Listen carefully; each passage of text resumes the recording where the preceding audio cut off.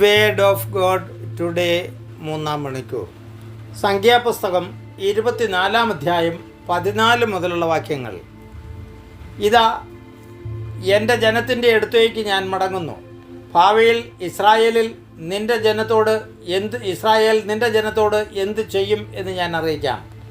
ബാലാം പ്രവചനം തുടർന്നു. ബയോറിൻ്റെ മകൻ ബാലാമിൻ്റെ പ്രവചനം, ദർശനം ലഭിച്ചവൻ്റെ പ്രവചനം, ദൈവത്തിൻ്റെ വാക്കുകൾ ശ്രവിച്ചവൻ, അത്യുന്നതൻ്റെ അറിവിൽ പങ്കുചേർന്നവൻ, സർവശക്തനിൽ നിന്നും ദർശനം ശ്രദ്ധിച്ചവൻ, തുറന്ന കണ്ണുകളോടെ സമാധിയിൽ ലയിച്ചവൻ പ്രവചിക്കുന്നു.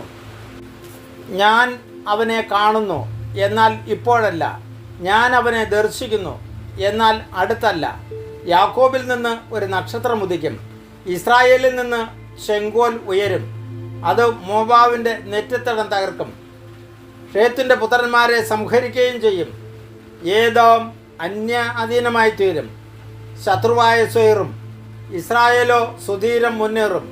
ഭരണം നടത്താനുള്ളവൻ യാക്കോബിൽ നിന്ന് വരും. പട്ടണങ്ങളിൽ അവശേഷിക്കുന്നവർ നശിപ്പിക്കപ്പെടും. അവൻ അമേലേക്കിനെ നോക്കി പ്രവചിച്ചു. അമേലേക്ക് ജനതകളിൽ ഒന്നാമനായിരുന്നു, എന്നാൽ അവസാനം അവൻ പൂർണ്ണമായി നശിക്കും. അവൻ കനാന്യയെ നോക്കി പ്രവചിച്ചു. നിന്റെ വാസസ്ഥലം സുശക്തമാണ്, പാറയിൽ നീ കൂടുവെച്ചിരിക്കുന്നു, എന്നാൽ നീ നശിച്ചു പോകും. അസൂർ നിന്നെ അടിമയായി കൊണ്ടുപോകും. ബാലാം പ്രവചനം തുടർന്നു. ദൈവം ഇത് ചെയ്യുമ്പോൾ ആര് ജീവനോടെ ഇരിക്കും? കിത്തീമിൽ നിന്ന് കപ്പലുകൾ പുറപ്പെടും, അസീറും എബ്രോനും പീഡിപ്പിക്കപ്പെടും, എന്നാൽ അവരും നാശമടയും. ബാലാം സ്വദേശത്തേക്ക് മടങ്ങി, ബാലാക്ക് തൻ്റെ വഴിക്കും പോയി. പ്രിയമുള്ളവരെ, ഇവിടെ ബാലാമിൻ്റെ പ്രവചനമാണ്. ദൈവത്തിൻ്റെ ദാസനായ ബാലാം 3-ാം പ്രാവശ്യവും പ്രവചിച്ചു പറയുന്നത് അന്ന് ആ അവസരത്തിൽ ഇസ്രായേൽ നടക്കാൻ പോകുന്ന കാര്യമല്ല. അത് കഴിഞ്ഞ 2 പ്രവചനങ്ങളിൽ പറഞ്ഞു കഴിഞ്ഞു. 3-ാമത് പറഞ്ഞത് വരാൻ പോകുന്ന പ്രവചനങ്ങളെക്കുറിച്ചാണ്. പ്രിയമുള്ളവരെ, ഇവിടെ വളരെ വ്യക്തമായ ചില ചിന്തകൾ കിട്ടുന്നുണ്ട്.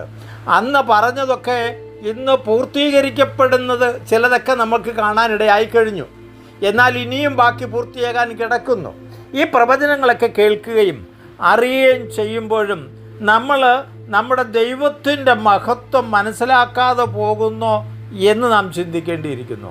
ദൈവം പറഞ്ഞതൊക്കെ പ്രവാചകനിലൂടെ ദൈവം പറഞ്ഞത് അക്ഷരാർത്ഥത്തിൽ സംഭവിക്കുകയും തുടർന്ന് സംഭവിച്ചുകൊണ്ടിരിക്കുകയും ചെയ്യുന്ന അത് ലോകചരിത്രത്തിലേക്ക് നമ്മൾ കണ്ണോടിച്ചാൽ നമുക്ക് കാണാം. ഇന്നും അത് ധാരാളം നമുക്ക് ഈ പറഞ്ഞ പ്രവചനങ്ങളിൽ നിന്ന് പലതും നമ്മൾ ഇന്നും കണ്ടു കഴിഞ്ഞു, കണ്ടുകൊണ്ടിരിക്കുന്നു, ഇനി കാണാനും നിൽക്കുന്നു. അപ്പം നമ്മൾ പ്രിയമുള്ളവരെ, നമ്മുടെ ദൈവത്തെ പൂർണ്ണ ഹൃദയത്തോടെ വിളിക്കാനും പ്രാർത്ഥിക്കാനും ദൈവമക്കളുടെ സ്ഥാനത്തേക്ക് നമ്മൾ ഉയർത്തപ്പെട്ടു എന്ന ബോധ്യത്തോടെ ജീവിക്കുവാനും ദൈവം ആഗ്രഹിക്കുന്നുണ്ട് നമ്മളെ നോക്കിക്കൊണ്ട്. റോമാക്കാർക്കെഴുതിയ ലേഖനം 8-ാം അധ്യായത്തിൻ്റെ 16-ാം വാക്യത്തിൽ ഇങ്ങനെ പറയുന്നു: ദൈവാത്മാവിനാൽ നയിക്കപ്പെടുന്നവരെല്ലാം ദൈവത്തിൻ്റെ പുത്രന്മാരാണ്. നിങ്ങളെ വീണ്ടും ഭയത്തിൻ്റെ അടിമത്തത്തിലേക്ക് നയിക്കുന്ന ആത്മാവിനെ അല്ല, മറിച്ച് പുത്രസ്വീകര്യത്തിൻ്റെ ആത്മാവിനെയാണ് നിങ്ങൾ കൈക്കൊണ്ടിരിക്കുന്നത്. ഈ ആത്മാവ് മൂലമാണ് ആബ പിതാവേ എന്ന് നാം വിളിക്കുന്നത്.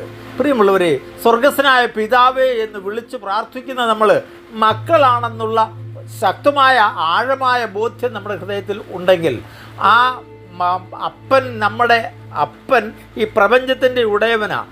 ഈ പ്രപഞ്ചത്തിൻ്റെ മേൽ ഒരു ശക്തിക്കും നമ്മളെ കീഴടക്കാനാവില്ല എന്ന ഒരു യാഥാർത്ഥ്യവും സത്യവും നമ്മുടെ ഹൃദയത്തിൽ ആഴത്തിലുണ്ടാകട്ടെ. സകലത്തിനെയും നയിക്കാനുള്ളവർ നമ്മളാണ്, ദൈവമക്കളാണ്. ദൈവമക്കൾക്ക് അധീനമാണ് ഈ ഭൂമി.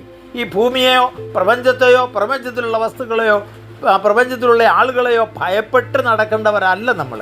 അതിൻ്റെ മേലെയാണ് നമ്മുടെ സ്ഥാനമെന്ന ബോധ്യം നമുക്കില്ലെങ്കിൽ അടിമവേല വീണ്ടും ചെയ്യുന്ന അവസ്ഥയിലേക്ക് നമ്മൾ അധപ്പതിക്കും. പാപം ചെയ്യുന്നവൻ പാപത്തിൻ്റെ അടിമയാണ്. പ്രിയമുള്ളവരെ, വിശുദ്ധിയിൽ ജീവിക്കാനും വിശുദ്ധനായവൻ്റെ മക്കളുടെ സ്ഥാനം സ്വന്തമാക്കാനും ദൈവം നമ്മെ സഹായിക്കട്ടെ. പിതാവിൻ്റെയും പുത്രൻ്റെയും പരിശുദ്ധാത്മാവിൻ്റെയും നാമത്തിൽ ആമേൻ.